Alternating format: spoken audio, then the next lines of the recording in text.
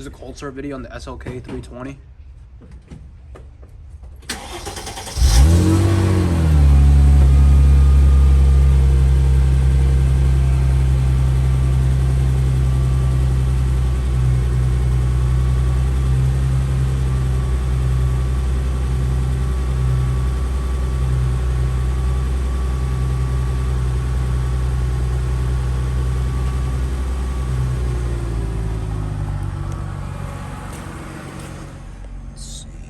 Temps.